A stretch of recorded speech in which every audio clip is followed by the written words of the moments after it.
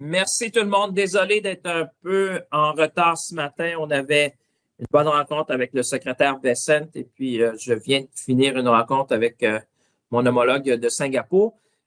Ici à Washington pour la rencontre du G7, évidemment des ministres des Finances, G20 aussi, rencontre avec nos homologues européens, rencontre avec les dirigeants du Fonds monétaire international. J'imagine que vous avez vu que le Fonds monétaire international a récemment publié les projections qu'ils ont sur la croissance économique. Le Canada se classe au deuxième rang des pays du G7 avec la plus forte croissance en termes de projections pour 2026 et 2027. Donc, évidemment, beaucoup de gens regardaient le Canada durant cette période-là. Les discussions, sans surprise, ont été beaucoup sur les questions énergétiques, la situation au Moyen-Orient, discussion sur l'Ukraine aussi, comment on peut maintenir notre appui à l'Ukraine et comment on peut faire plus durant cette période-là critique pour nos collègues ukrainiens. Discussion aussi sur les minéraux critiques, le rôle que le Canada peut jouer. Et je vous dirais, dans un monde qui est devenu plus volatile et plus complexe, évidemment, le Canada se positionne de façon avantageuse comme un partenaire de choix qui offre stabilité, prévisibilité, surtout en matière énergétique pour nos partenaires en Asie, en Europe. Donc, beaucoup de questions sur les ressources naturelles, le rôle de plus en plus important que le Canada peut jouer dans l'avenir.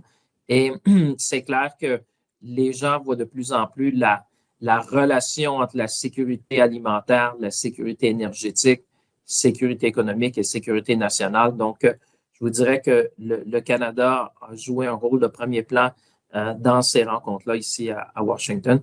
So, sorry to be slightly late. I was just finishing my meeting with Secretary Bessent, our colleague from Singapore. We are here in Washington for the G7, G20 meeting, International Monetary Funds meeting. Listen, it's as Kristalina, the managing director of the IMF, said, it's almost like finding a path through a fog of uncertainty. If 2025 was the year of uncertainty, it seems that 2026 is providing to be the year of volatility and complexity. So a lot of discussion about the situation in the Middle East, that won't be a surprise. Looking at the duration, the secondary impacts that we can see. Also renewing our support for Ukraine, a number of roundtables with our European partners as to continued support, and Canada is playing a leading role in that. We also talk about critical minerals, and it's clear that Canada is being seen as the partner of choice, critical mineral, gas, oil. With the situation in the world, I think colleagues understand that Canada can play an increasing role as the partner of choice when it comes to energy security. And the nexus between food security with the issue of fertilizer, food security, energy security, economic security, and national security are becoming almost one. And I was saying because you've seen issues around helium, you've seen issues around fertilizers, and all of that is proving to be very, very connected. So that's why I was saying, if you look at fertilizers, it's food security. You're looking at helium, it's almost like economic security because it goes in semiconductor, and all that is leading to national security. So a lot of discussion around that and the role that Canada can play as this stable and predictable partner in a new energy environment. Because I said, you may have seen some of you, my interview with the BBC, the geography won't change, the people don't change that much. So therefore, colleagues are looking, it seems that the Strait of Hormuz will remain a critical area when it comes to energy. And therefore, that's why there's a lot of interest about the voice of Canada in that and what Canada can play as a role. So I'll stop there and turn over to you and take all of your questions. Merci. I'll turn over to you, John. Thank you, Minister. Merci. So House rules, same one question, one follow-up. Alors, chaque journaliste aura droit à une question et un suivi. Commençons avec M. Christian Noël, Rocan. Vous bien? Oui, on vous entend, M. Noël. Allez-y. Merci beaucoup. Considérant tout ce qui se passe, considérant le prix de l'essence, considérant les coûts qui s'en craignent et aussi les revenus supplémentaires que ça peut entraîner pour le Canada, vous imaginez que toute cette situation-là va avoir quel effet sur votre prévision de déficit? Ben, on aura la mise à jour économique du printemps le 28 avril prochain. Donc, on aura la chance de montrer aux Canadiens effectivement l'état des comptes. Ce qui ressort des discussions ici à Washington, M. Noël, c'est la résilience de l'économie canadienne. Je pense que les gens, il y a certains commentateurs qui se demandaient comment l'économie canadienne performerait durant la question des tarifs, avec évidemment la nouvelle crise qu'on voit au Moyen-Orient. Et force est de constater que le Canada, comme je disais, le Fonds monétaire international qui a revu ses projections en disant que le Canada a la deuxième plus forte croissance économique des pays du G7. On parle à certains égards 2 fois plus que certains de nos partenaires européens. Donc, on est vraiment dans une classe à part en termes de croissance économique. Ceci dit, personne ne peut faire fi de la réalité mondiale, c'est-à-dire que dépendant de la durée du conflit au Moyen-Orient, dépendant de l'étendue des dommages aux infrastructures énergétiques, de l'impact secondaire, bien évidemment, personne n'est immunisé face au choc que ça pourrait avoir. Donc, on suit cette question-là de façon très près au niveau de l'inflation aussi et de ce que ça peut représenter sur les marchés financiers. Mais c'est clair que quand on est avec les collègues ici à Washington, M. Noël, le Canada est dans une position plus enviable que d'autres pour faire face à cette nouvelle situation-là géopolitique mondiale. Malgré ça, M. Champagne, est-ce que les Canadiens doivent s'attendre à une récession en 2026? Moi, je vous dirais que toutes les projections indiquent plutôt que le Canada s'en sort bien malgré le vent de face. On va se le dire, on est sorti de la COVID, il y a eu la question des tarifs. Maintenant, selon certains, on parle de la plus grande crise énergétique qu'on aura vécue depuis des décennies. Mais force est de constater, quand vous regardez les chiffres pour le Canada s'en tire mieux que la plupart des autres pays. Comme je vous disais, on prévoit le Fonds monétaire une croissance économique en 2026 et 2027 qui est à certains égards 2 fois supérieure à nos partenaires européens. Donc, je vous dirais que les fondamentaux sont solides et je donne tout le crédit aux travailleurs, à l'industrie canadienne, aux entreprises parce que moi, je disais, les fondamentaux sont forts. Vous savez, on a une des populations les plus instruites au monde. On a des industries fortes en matière de fabrication navale, on fabrique des avions, des voitures, les minéraux critiques, l'énergie conventionnelle, renouvelable, nucléaire. Et le fait qu'on a augmenté beaucoup nos exportations aussi sur les marchés outre-mer. Donc, on est moins dépendant du commerce avec nos voisins américains qui continue, mais on a aussi ouvert d'autres marchés. Donc, je pense que ce qu'on constate, c'est que les fondamentaux sont forts et le plan qu'on a mis de l'avant en 2025 de faire des investissements stratégiques. Hier, j'étais avec la directrice du Fonds monétaire international et justement disait les investissements qu'on a faits en infrastructure, en logement, dans la productivité et l'innovation, en défense. C'est le genre d'investissement qui crée justement de l'activité économique. Puis je pense qu'on est en train de voir le dividende de tout ça. Merci. Next question, Mickey George, Politico. You can now unmute yourself. Thank you. My question Good is morning. what? Good morning, sir. Thank you for doing this. Yeah, sure. So what's the G7 countries' game plan in terms of trying to get early access to Mythos so that our own government agencies can also test this LLM? Well, there's been discussions, as you have seen being reported in the news. There'll be further discussions. We touched upon that as colleagues. This is something which requires all of our attention among G7 partners. And particularly as you look at this event today, but I'm also mindful of the next wave, which could be when you couple AI, quantum, and cyber together. So I think without surprise, this has been something that has been talked about by many in terms of the measures that we need to take, not just in North America, but in G7 countries and beyond to maintain the integrity of our financial institutions. So it is kind of a test case, I would say, for all of us to say how we're going to prepare and react to that so that we become more resilient in face of a fast evolving technology. Like I said, today it's AI, but the day we're going to join AI, quantum, and you put that in the cyber world, that is for me, an event that just called for us to do more together. And that certainly has been part of the discussion that we had here in Washington.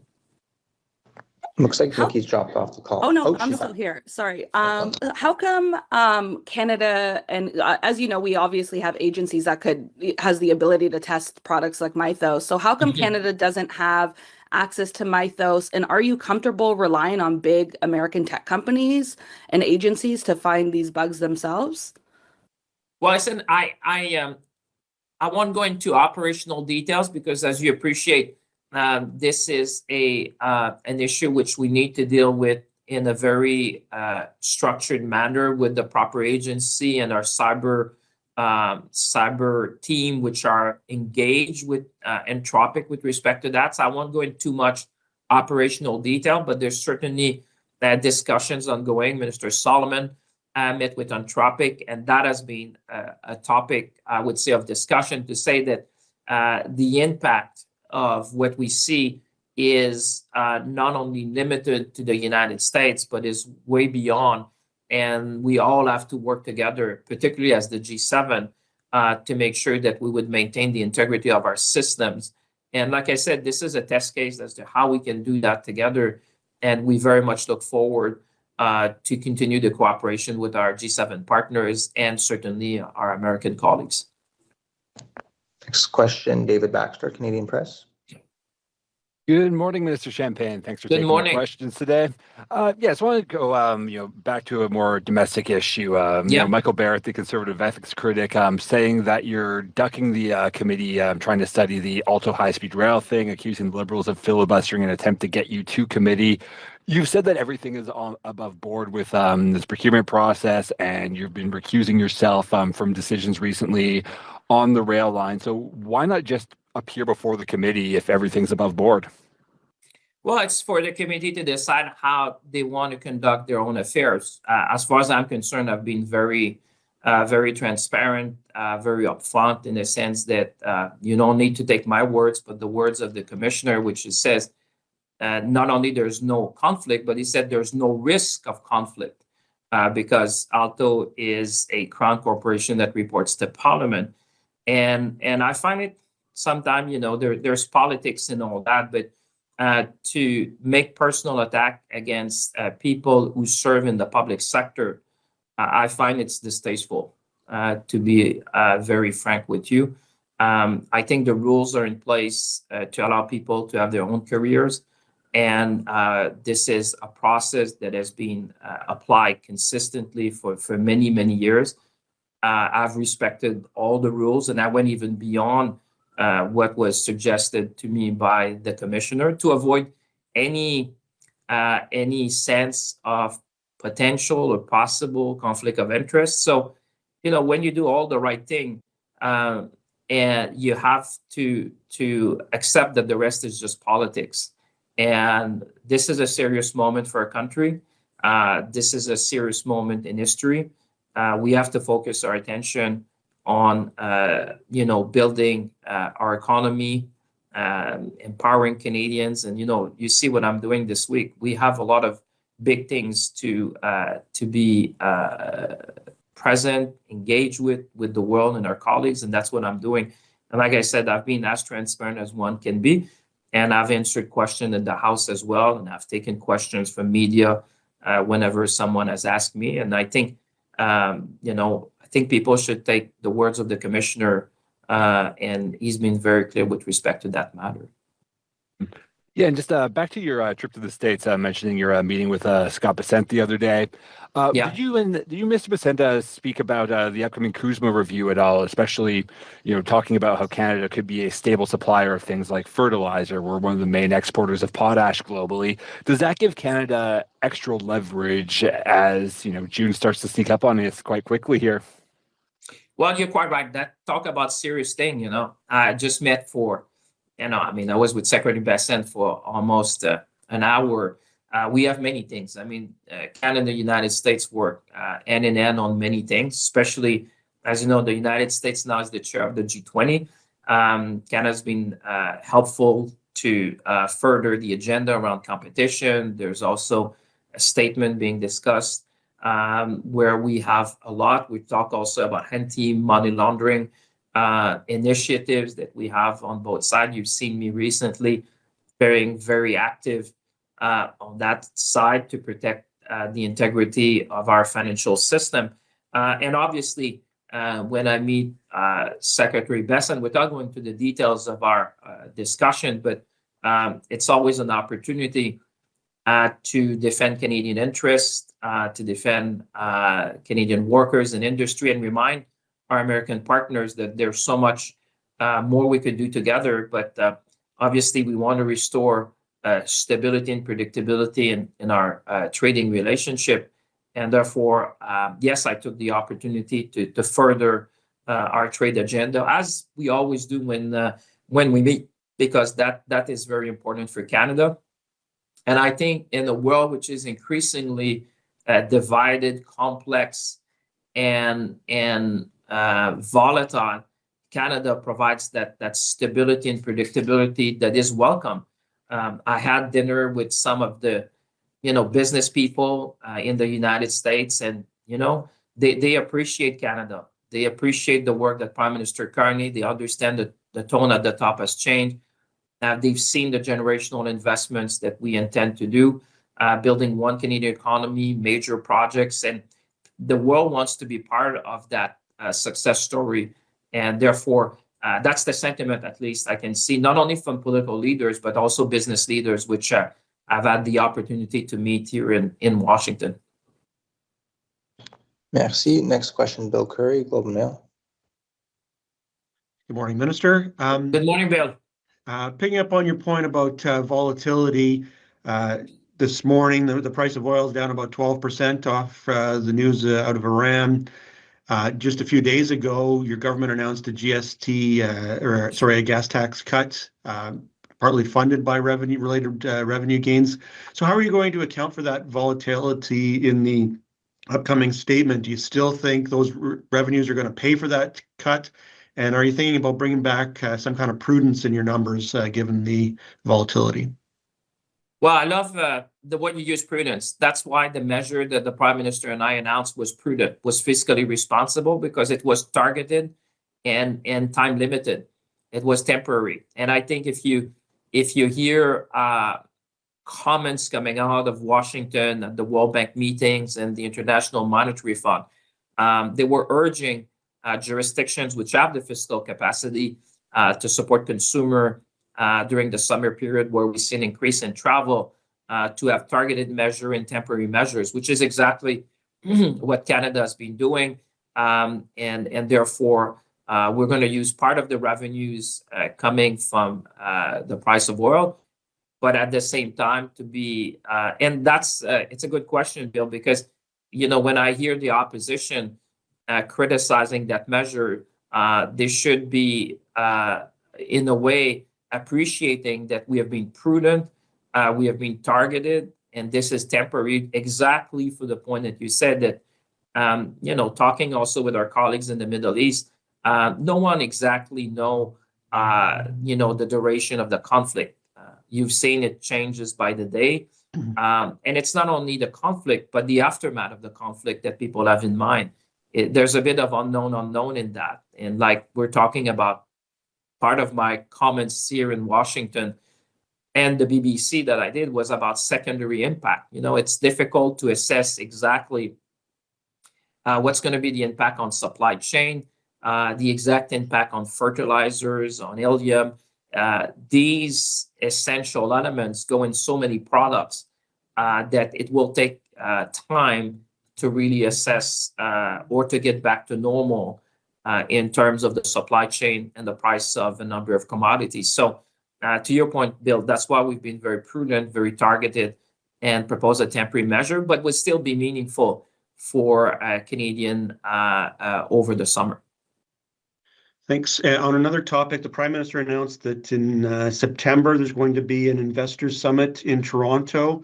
As you know, the Liberal government hosted something similar in 2016 with BlackRock and all kinds of international investors, and a lot of those big hopes never really materialized. So what's different this time, and why wait till September? You talk all the time about acting at unprecedented speeds. Why wait until September for this meeting? Well, to your first question, there's a lot of interest about Canada. Like I said, without naming, I met a number of business people, some representing very large investors. People are very interested about the story of Canada. And it reminds me, I often say that there's very few people waking up in the morning in the world thinking about Canada. So it's really bringing our story to the world. And the fact that, you know, Canada is a great place to invest. We have major project going on. We are an energy and food producing superpower. There's a lot of interest around Canada. So now this summit is really about how do you transform interest into projects and catalyze the momentum that we see. You know, I was with the Prime Minister in India. We went in Australia. He then went to Japan. We were before in Qatar. I've met the Middle East colleagues here. They all intend to come and join us for that very important summit. The timing, I think timing has a lot to do when you try to bring international investors from across the world.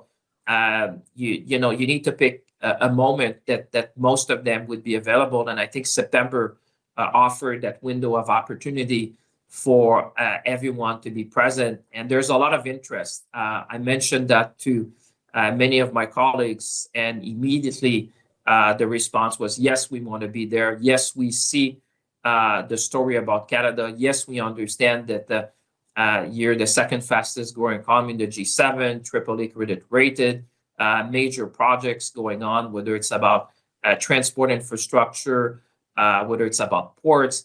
I mean, this is all very exciting in a world which is more volatile and complex. Like I said, Canada offer that kind of stability and long-term predictability that investors are looking for.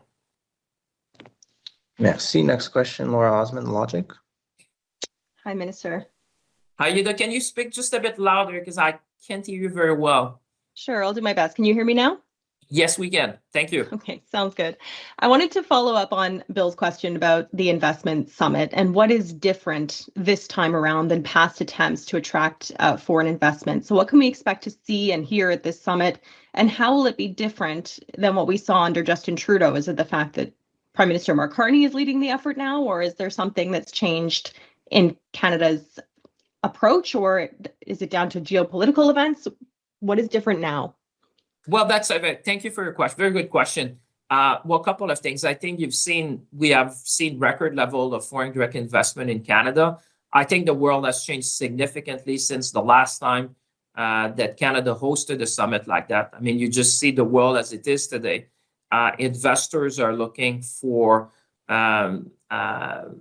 places to invest which offer that stability, predictability,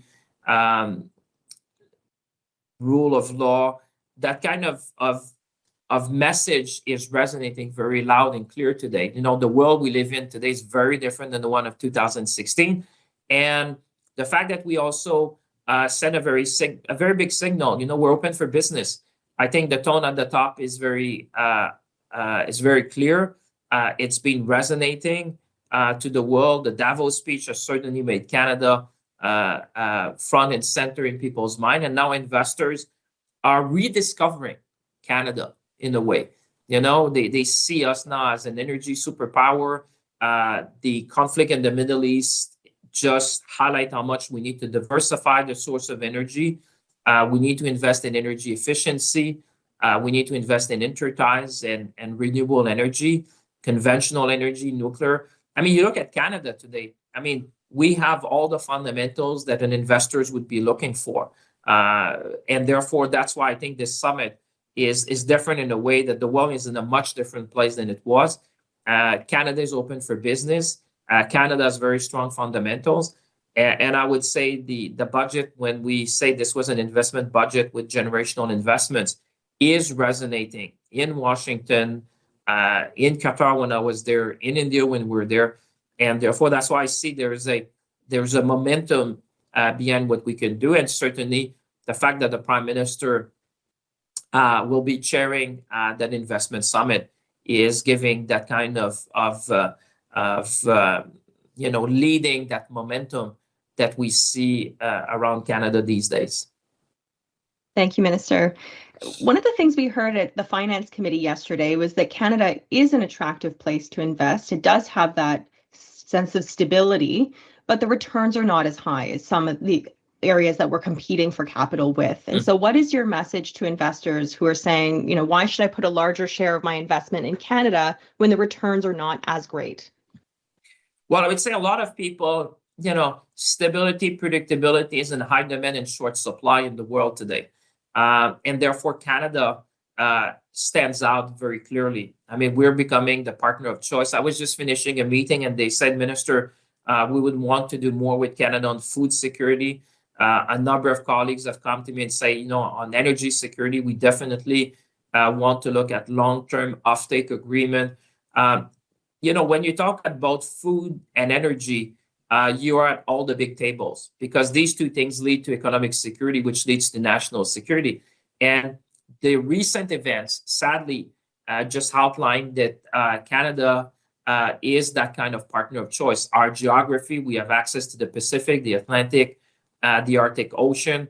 We have vast amount of renewable energy. We have critical minerals.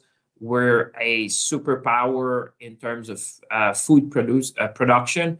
We are a leading producer of renewable energy. We are a leading manufacturer of nuclear equipment. We are a leading manufacturer of planes and ships and cars. So all of that, is certainly appealing to those who are looking at diversifying their source of supply. I think diversification is kind of key because one thing I said is that, we will resolve the conflict in the Middle East at one stage, but geography doesn't change and people don't change that much either. So therefore, people are looking and say, okay, now that we have seen what can happen, how do we diversify to make sure that we are more resilient? And when you think about resiliency, you immediately think about a country like Canada, which is in a, because of our geography, because of the strength of our industry and the partnerships we have built around the world, we become a partner of choice. Thank you, Minister. I'm afraid we only have time for one last question. Aya Dufour, iPolitics. Hi, can you hear me? Good morning. Yeah, can you speak just a little bit louder? So make sure we can hear you. I'm on a computer phone, so I can hear you. For sure. Yes. Good morning, Go ahead. Minister. Good morning. So in the last few days, in the conversations you've had about global economic outlooks, what did you hear about the Iran war's impacts on clean tech and renewable markets in other G7 and G20 countries?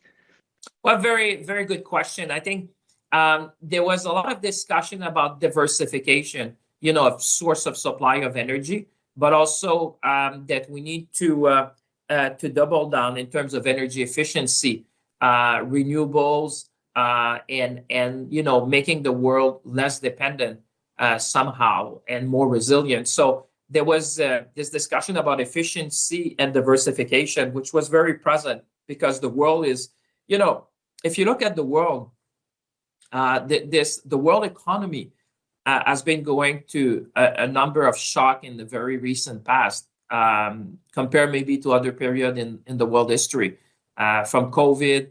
And before you had financial crisis, you had the Asian financial crisis when the G20 was created in 1999.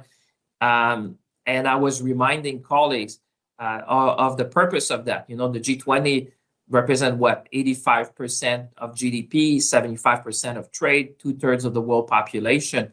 And it was created on the back of the Asian financial crisis to really streamline our action to provide more stability so that we can prevent the shocks that we have seen. But the world has not been short of challenges for the world economy and different regions of the world since the 1999 Asian financial crisis. So therefore, the word of resiliency in all its form, and resiliency oftentimes comes from diversification. And that's why I say in that sense, Canada is seen as really a partner of choice in many respects because because of our geography, because of our natural resources, because of our trade arrangements, and the fact that, the strength of our values, Canada is seen as a trusted partner. All right. And then with all this focus on oil and gas and on fertilizers, did you sense that critical minerals were a bit more on the back burner this time around than they were in previous G7, G20 meetings? Yeah, very good question again. No, I would say, the reason why I would say is that critical minerals is akin to what we're seeing now. If we want to avoid having a choke point, we need to do more. And for me, it's fairly simple. We need to identify projects. We need to have the financing in place, and we need to have offtake agreements. And I think that this is understood loud and clear by my colleagues. Canada, in that sense, can play a big role because, proximity is everything. Proximity to resources, manufacturing, and assembly.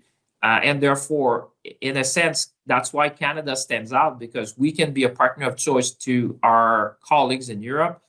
We could be a partner of choice to our colleagues in Asia Pacific. And obviously, we can be a partner of choice for the United States of America. So, and like I said, proximity is everything. If you talk to the OEM, that's what they want to see. So that's why within the context of NATO, within the context of the G7, Canada stands out as this partner of choice that you can have. But I can assure you that critical minerals were front and center in our discussions. Thanks, Minister. This concludes today's video conference. Ceci met fin à cette conférence, cette téléconférence. If you haven't asked questions but would like to, please email us at mediare@fin.gc.ca. Si vous n'avez pas pu poser votre question, veuillez s'il vous plaît nous envoyer un courriel à mediare@commercial.fin.gc.ca. Merci. Thanks, Merci tout le monde. Merci tout le monde. À bientôt.